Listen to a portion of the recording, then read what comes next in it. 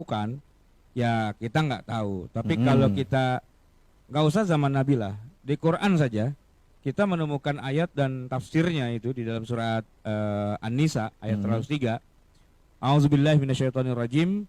Fa idza qadaytumus shalah fadhkurullaha qiyaman wa qu'udan wa ala junubihim. Gitu ya. Itu surat An-Nisa 103. Ini kata Ibnu Abbas, dan Ibnu Abbas ini kan turjumanul Quran, ya turjuman aslinya ahli terjemah atau ahli tafsirnya Quran. Ahli tafsir Quran. Nah, beliau mengatakan maksud ayat ini adalah kan zikirlah kepada Allah qiyaman. Secara harfiah artinya qiyaman itu kan berdiri. Wa qu'udan dan duduk, wa ala junubihim dan juga sambil berbaring gitu. Tapi maksud beliau kata beliau maksudnya adalah ay bil laili wan nahar fil barri wal bahr was safar wal hadar wal ghina wal faqr wal marad was sihah was sir wal alaniyah. Oke. Jadi maksud ayat itu berzikirlah pada Allah itu dengan segala kondisi, siang malam, di laut, di darat, dalam perjalanan atau dalam tidak perjalanan, dalam keadaan kaya, miskin, sakit, sehat, sir dan alaniyah. Itu yang penting tuh. Sir berarti nggak kedengeran. Alaniyah berarti keras, gitu kan? Yeah. Jadi zikir dengan keras itu di dalam Al-Quran menurut Ibnu Abbas memang ada dalilnya, gitu ya. Belum nanti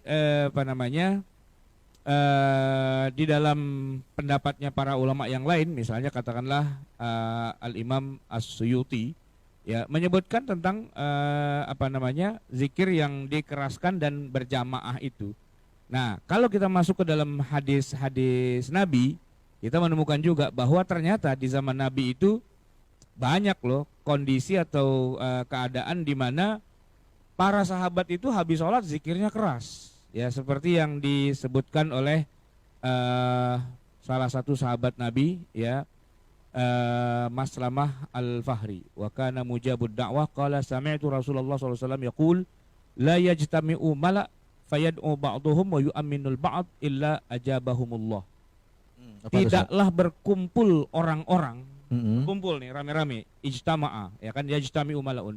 Fayad'u ba'duhum, sebagian di antara mereka tuh yang doa, wa yu'minul ba'd, dan yang lainnya mengamini, gitu.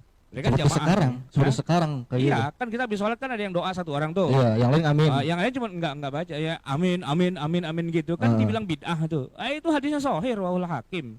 Bagaimana lu bilang bid'ah? Enak aja, enggak baca hadis apa bagaimana? Illa ajabahumullah, kecuali Allah ya kabulkan doa berjamaah itu.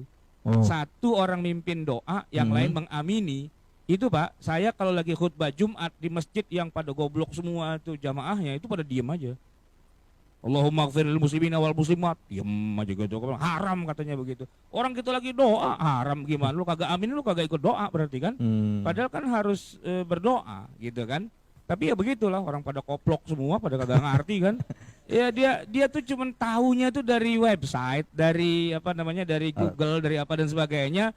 Orang yang bego juga ceramah gitu kan, nggak pernah belajar agama, nggak tahu hadis, nggak tahu apa, lalu dibilang itu nggak boleh, zikir keras nggak boleh, doa berjamaah nggak boleh. Itu ilmu dari mana? Dari orang bego juga sebenarnya, gitu loh. Saking begonya, itu dia ikutin aja begitu semua. Saking begonya, ntar Sajar kasih jelasin tuh.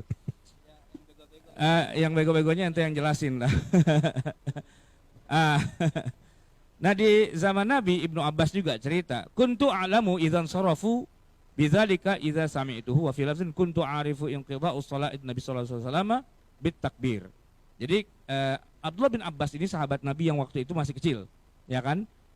Beliau tahu bahwa sholat ini sudah selesai, sholat berjamaah itu selesai kalau udah sepi, udah nggak ada suara. Jadi habis sholat berjamaah rupanya suaranya itu gede gitu.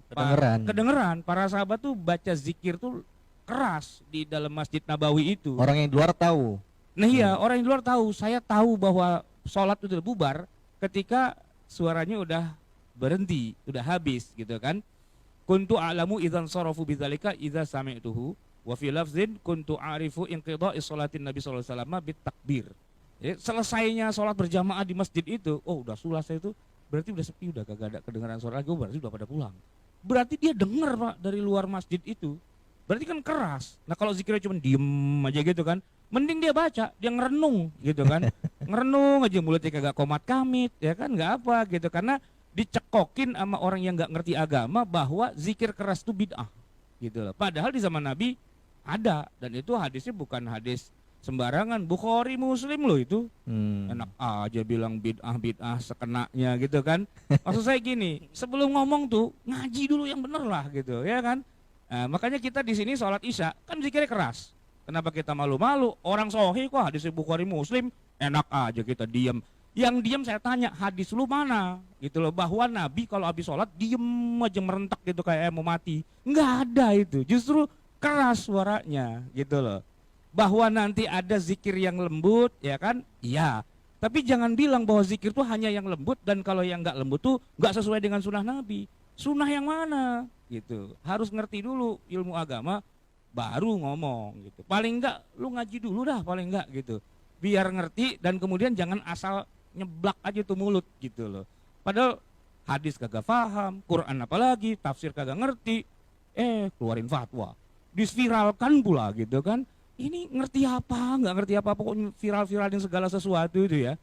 Karena apa? Nggak ngaji kepada ulama kan gitu, nggak ngaji kepada ahli fikihnya. Padahal di masa Rasulullah itu ya kejadian itu semua. Makanya kalau dibilang para ulama tradisional tidak sunnah gitu, lu ente juga tidak sunnah, padahal hadisnya tuh sahih banget yang mengatakan seperti itu. Jadi jamaah sekalian, zikir berjamaah dengan suara keras di masa Nabi terjadi. Bahwa nanti ada yang zikirnya lembut, iya. Nah, tapi jangan dibilang bahwa hanya yang lembut saja yang sunnah, terus yang keras enggak. Nah, itu keliru, kebalik gitu. Tidak paham syumuliyatul Islam, bahwa Islam itu melengkapi segala wilayah kehidupan. Nah gitu aja, kasih dia. Cukup Sat. Cukup itu atau kurang Sat? Nah terusin.